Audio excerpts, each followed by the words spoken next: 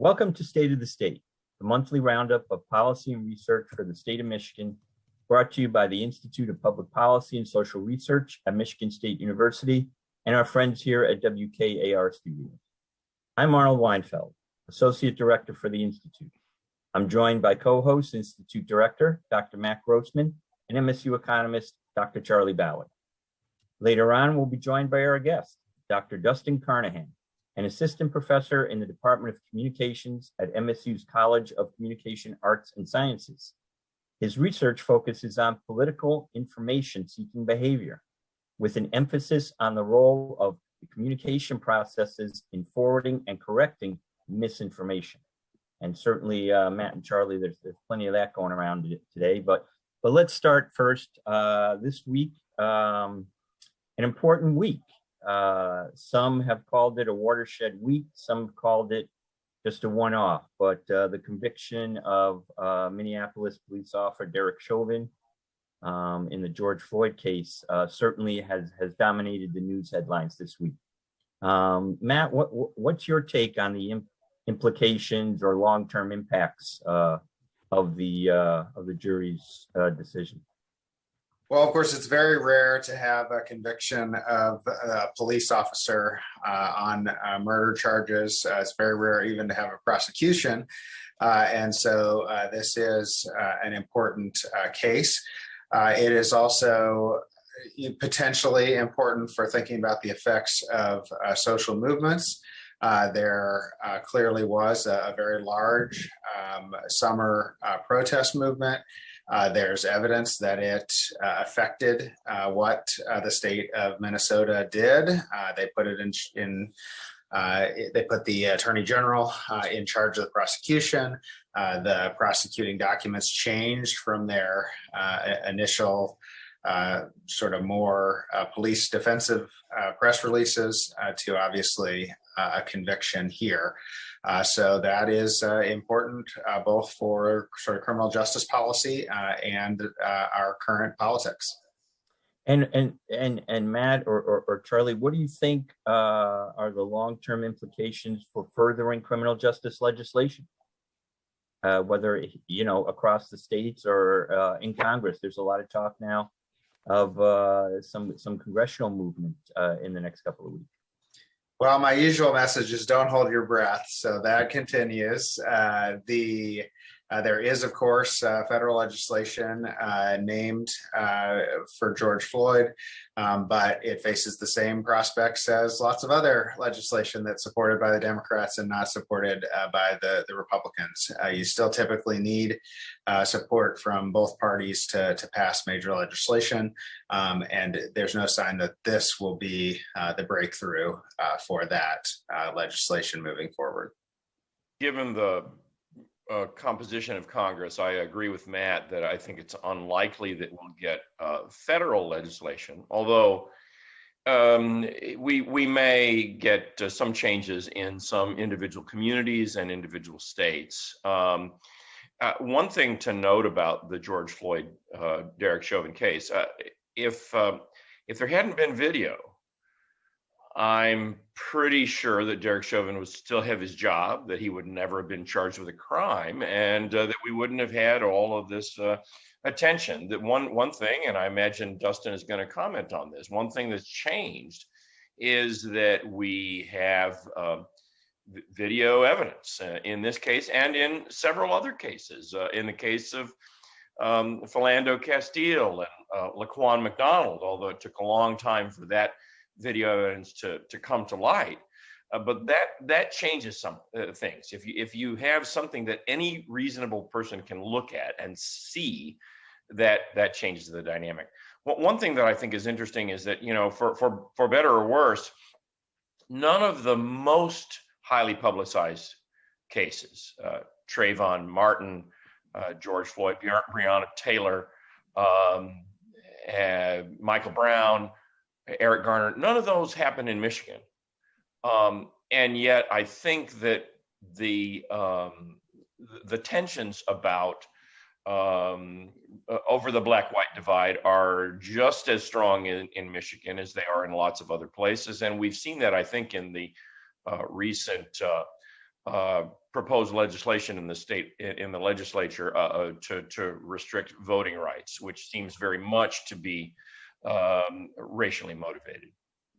Charley, you've done a lot of work on the income inequality gap between Black and white, especially how the state of Michigan has really fallen off the map on this over the last few decades. Does an incident like this, or a moment in time like this, does it have any impact on the economy? Do people take a breath and go, okay, let's get back to work now? You know, there's work to do.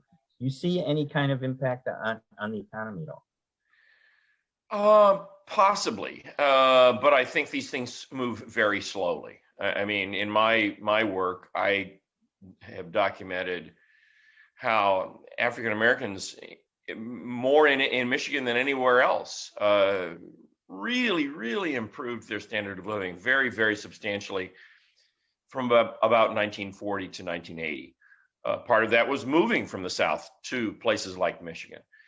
And all of the much of the public policy thrust of those decades was toward helping average citizens. There was some reluctance to help Black Americans, but then the Civil Rights Act, the Voting Rights Act, the Fair Housing Act in the 60s all were aimed at helping African Americans. But then really in the last 40 years, most of the tide has pushed in the opposite direction toward more income inequality and certainly toward fewer protections for racial minorities. A big part of it was when President Reagan was elected, he said government is not the solution, it's a problem. But most government institutions he left in place. One that he definitely changed was dismantled much of our architecture of affirmative action, which I think clearly had a racial context there. So we'll see. Why don't we have this conversation again, Arnold, in 20 years, and we'll see whether much has changed. Well, let's get back to the present then and talk about the state of the economy right now. Things still seem to be picking up. A few articles out there. Again, you know, economists seem to be keeping a close eye on various factors related to inflation. Some are saying that, you know, only a couple of them are being impacted and that they're not quite sure if that's going to happen. Michigan's economy as compared to the nation's economy, where do we stand right now? We stand in a similar place to most other states, that we had devastating losses of employment and economic activity about a year ago.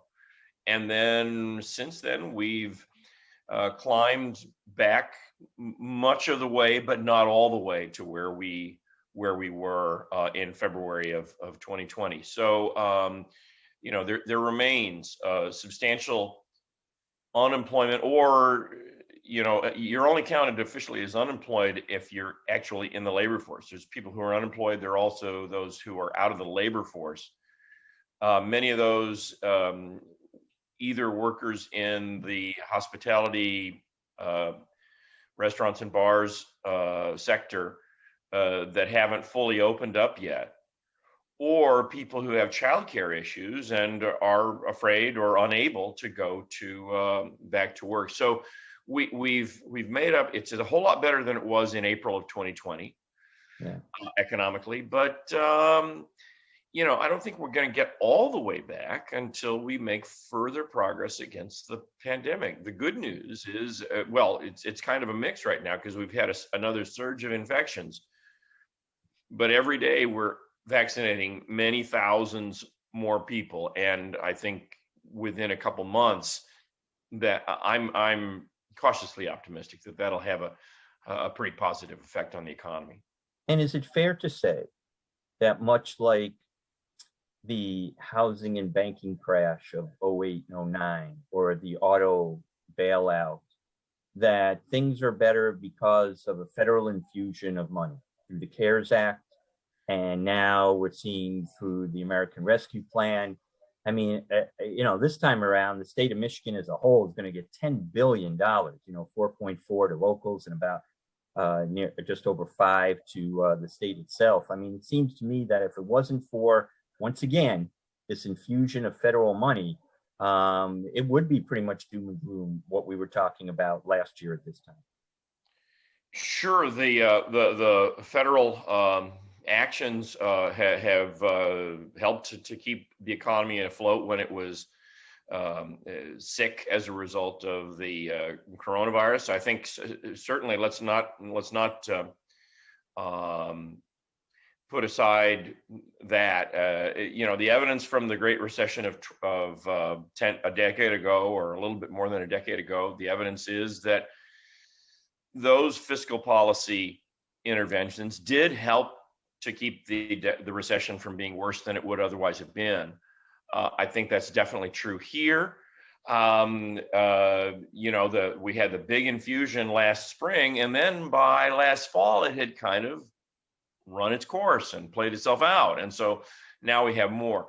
I still am one of the lone voices in the wilderness worrying about how much federal debt we have. I do hope that once we get the economy back to normal, that we'll move in the direction of balancing the federal budget, because we're now north of $20 trillion of federal debt, and that sounds like a lot of money to me. I don't know if it sounds like a lot to you, but I do wonder whether I worry whether the world credit markets will always be eager to soak up that large amount of debt. Matt, any thoughts on this yourself? I mean, the large infusion of cash that's come into both state and local and businesses. What happens when they turn off the spigot? Are people going to be expecting monthly checks now, or yearly check every 6 months from the federal government as we move forward? Well, what happened last time is that we had a momentary blip upward in state budgets, and then a year or two afterwards, after the stimulus dollars ran out, we started to see declines. And what happened, of course, as Charlie mentioned in the economy, is that it once it ran out, its effects ran out, and the recession was prolonged last time. There might be a trade-off between Charlie's two interests, because one of the things that seems to be happening now is that the Democrats are a lot less afraid of those large deficits. But that's meant that there's going to be a continued infusion of economic stimulus over a longer period of time if the Democratic proposals go through. So we might be sort of paying a bigger, doing more now than we did in the Great Recession, maybe making our recovery faster, but building up debt in the long term. Yeah. And of course, as we all know, there'll be no shortage of opinions, thoughts, views presented. Charlie, you noted, your hope on the COVID vaccines, that more and more people will get vaccinated, and that will finally be able to flatten this curve. There was a lengthy article this morning that I saw in the Detroit Free Press about Black Detroiters' hesitancy in getting the shot. Lots of references to past injustices, including the Tuskegee experiment. The information that's available to people and how it's available to people is very important, and that seems like a good point to bring in Dustin Carnahan. As I noted, Dustin is an assistant professor in the Department of Communications here at Michigan State University.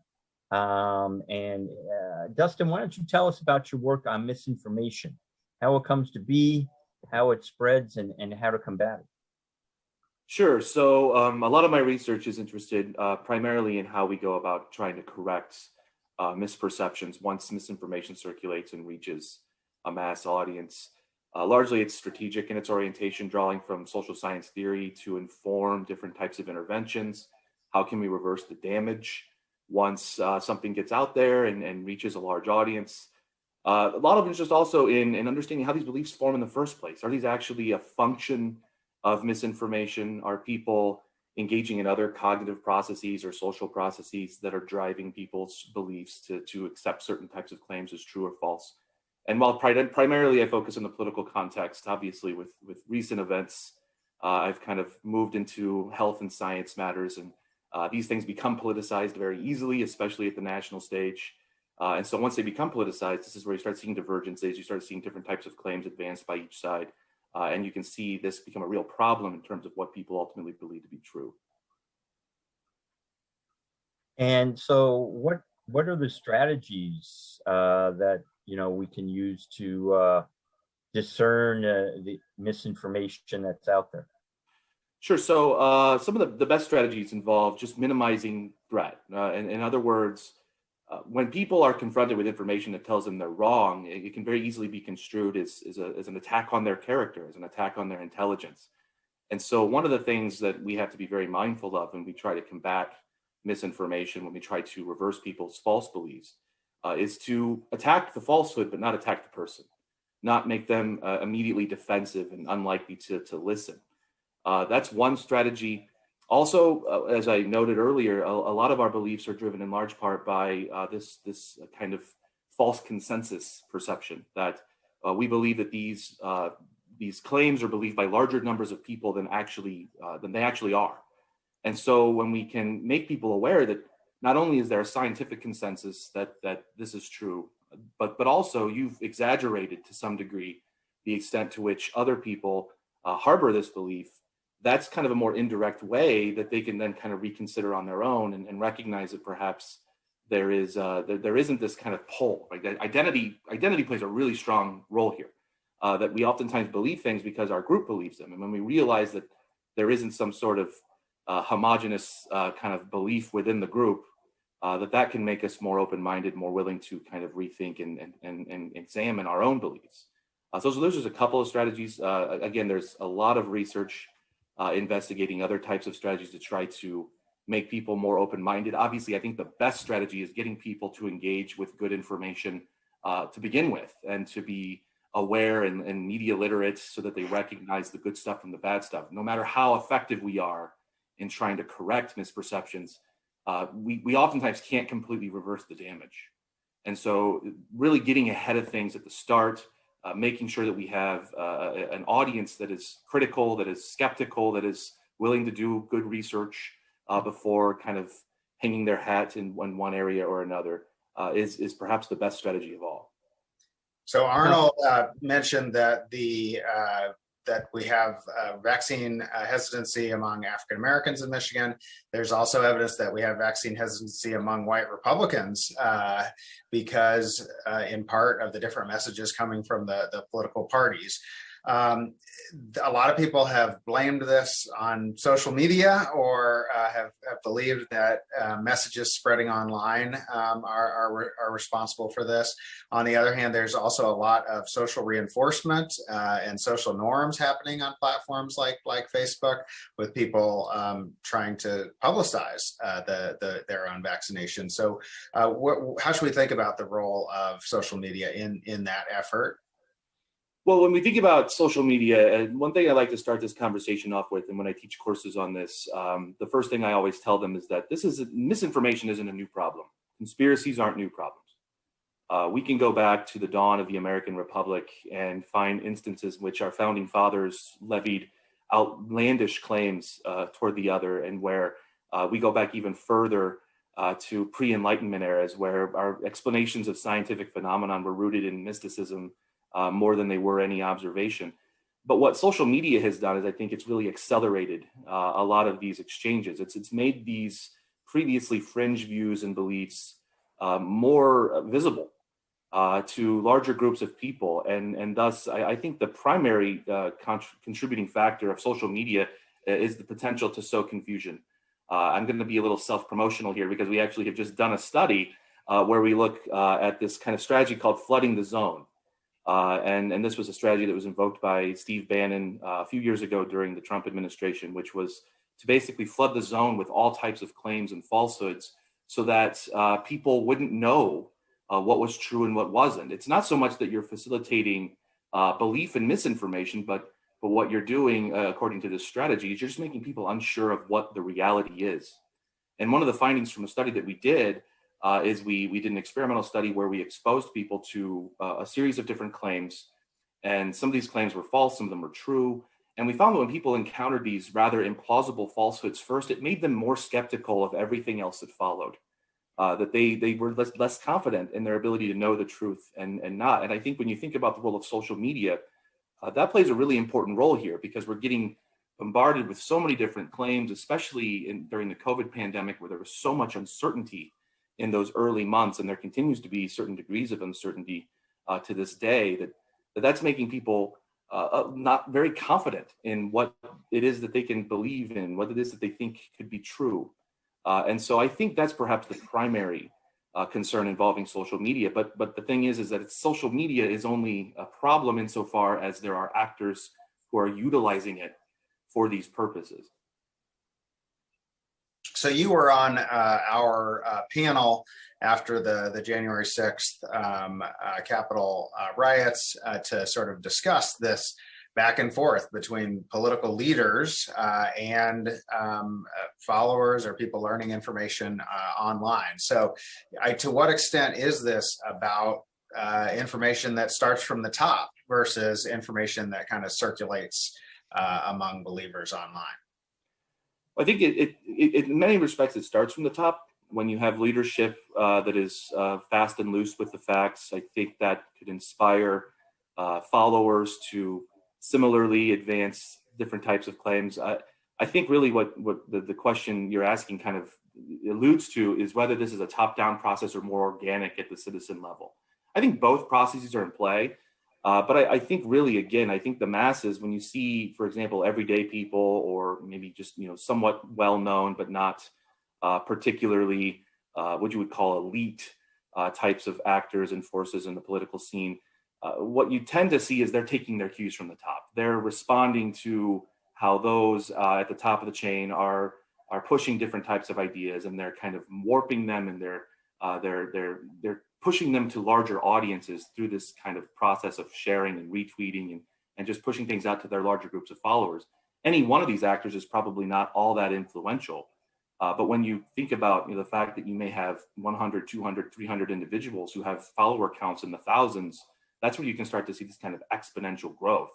But again, I think most of them are taking their cues from the top. When there's leadership that's uncertain, when there's leadership that's fast and free with the facts, that just allows them those opportunities to inject themselves in and kind of twist and mislead and warp the dialogue. This top-down versus bottom-up issue reminds me that earlier this week, the University of California system and the Cal State system both announced that for fall classes in 2021, students will be required to be vaccinated. So that's one action that leaders can take is to try to persuade. Another action that they can take is to try to coerce. Now, as I've heard people who are vaccine hesitant, often one of the statements is, I want to make up my own mind. I don't want this shoved down my throat. So how do you think that, Dr. Carnahan, how do you think that mandates will they advance the course of the vaccine, or will they cause a bigger backlash? That's a really good question. In terms of mandates, I mean, when you talk about, for example, some of these more well-known conspiracies involving what this vaccine does, right? That there are these allegations that this is really just an avenue towards social control, or that specific actors are profiting off of this entire thing. When you see mandates like this, I think that the concern is, at least from my perspective, is that this could reinforce in the minds of some of these more conspiratorial-minded people who then have a platform that they could push these ideas to larger groups of citizens, that it reinforces that, well, if they can't tell us what's good about it, then they're just going to make us do it, that can kind of lead to perhaps some sort of reactance, some sort of backlash response, where it could strengthen or lead some of these individuals who believe these things about the vaccine to dig in and say, what's going on? California is an interesting case study because prior to the COVID vaccine, Governor Jerry Brown signed into law a few years ago a much more stringent requirements involving childhood vaccines. Back, I believe it was in 2015, in response to growing rates of measles and low vaccination rates with regards to MMR, basically making it much harder to get an exemption. And so it's not terribly surprising to see that type of approach adopted in California, but I do think there are concerns that when you are, in a sense, telling people they have to do something, that they may feel some sort of pressure, some sort of kind of reactance effect where they push back, they are unhappy with being forced to do something that perhaps they wouldn't do on their own volition. And I do wonder if that could maybe feed perhaps some of this hesitancy, could make people who are already skeptical even more so as a consequence. My recollection from when I was a child is that there was not much of an anti-vaccine pushback against the polio vaccine. It may be that I misremember that because I was little at the time, but my sense is that it was broadly viewed as a miraculous advance, and parents wouldn't have to worry about their children possibly becoming crippled. Is it different now, or has there always been a vaccine hesitancy? Historically, I'm sure there has been some degree of hesitancy in the population. I think anytime you have some sort of new medical treatment, there are always questions. There are always those, when you think, for example, of things like diffusion theory, there are always those who are going to need to see more evidence and acquire more information before they choose themselves to adopt whatever intervention or whatever medical breakthrough has been created. But I think really when you talk about this hesitancy, it has its roots really just in the past 2 decades. The perhaps most high-profile example of this was Andrew Wakefield's now retracted study that pushed this idea of this link between the MMR vaccine and autism. And then you started having some pretty high-profile individuals sharing anecdotal evidence involving how their children responded in some way to the MMR vaccine in a negative way. And I think really when you match that up with, again, the technological developments of the past 2 decades, where perhaps those stories would be shared locally, but now can reach a national audience if the individuals who have the platform to do so push these types of ideas, that's where you can start to see this idea spread further and faster. And so I would agree. I think in the past 2 decades, this seems to have gotten worse, largely as a consequence of some bad science and then some high-profile figures kind of fighting this fight. But how much is this about the information? You've said that this is also partly just about social identity, about emotional responses. There apparently is even survey data where people will endorse mutually exclusive conspiracy theories. Both Osama bin Laden was dead before we got there, and he's still alive. So it seems like there might just be some parts of the population that want to kind of mistrust, regardless of sort of what the information environment looks like. And that's a really great point. It's a methodological question that I think the misinformation literature is still grappling with to some extent. There's good reason to believe that misinformation alone is insufficient necessarily to foster misperceptions, that some of these thoughts and beliefs form as a consequence of either some kind of underlying personality dimension. We talked about, conspiracist ideation as one, people's proclivity to kind of try to identify patterns and relationships where perhaps none exist, because we don't like to be uncertain. We don't like that feeling of not knowing. And so sometimes we'll just try to create these explanations, but that's an internal process. And again, sometimes our beliefs are informed not necessarily by information, but by what is accepted by our group, what is the dominant norm in terms of how the individuals that we identify with believe. And so we'll follow along. And so I do think this is a question that requires a great deal of attention, especially in light of recent work by many of my colleagues in this literature that suggests that exposure to misinformation really isn't all that consequential for many of our beliefs, that perhaps these are born more from intuitive processes, internal processes, social processes beyond the information that we see. And so I think there's more to be said in this discussion. Well, Dustin, I want to thank you very much. Certainly, as you noted, given the last couple of decades and the impact of social media. The future is somewhat uncertain, and we'll be definitely interested in your work moving forward. So greatly appreciate the work that you're doing, and we'll continue to have your thoughts with us over the course of time. Charley and Matt, always a pleasure to be with you. Any last thoughts, or, dystopian or otherwise? You got any dystopian thoughts, Matt? I'm not. Charley and I are jolly and excited about the future. I don't know what you, but vaccines are now widely available in Michigan. You can make your appointment for tomorrow, so do that. Yeah, yesterday there were no. It was walk up at the pavilion, I believe. You could go right in. So yeah, Charley. Right. Yeah, I mean, for me, the most positive thing is that despite the resistance, which is very real, we're continuing to get shots in arms in large numbers every day. And am now, my wife and I are completely vaccinated, and that has lifted a burden from our shoulders. We feel better about daily activities than we did a few months ago, and so I think it may be 2 steps forward and 1 step back, but I think we're heading in the right direction. Well, I do agree with that. I think if people can get vaccinated, wear a mask as prescribed, and keep their social distance as prescribed, wash their hands, I think we'll be turning the corner here soon for sure.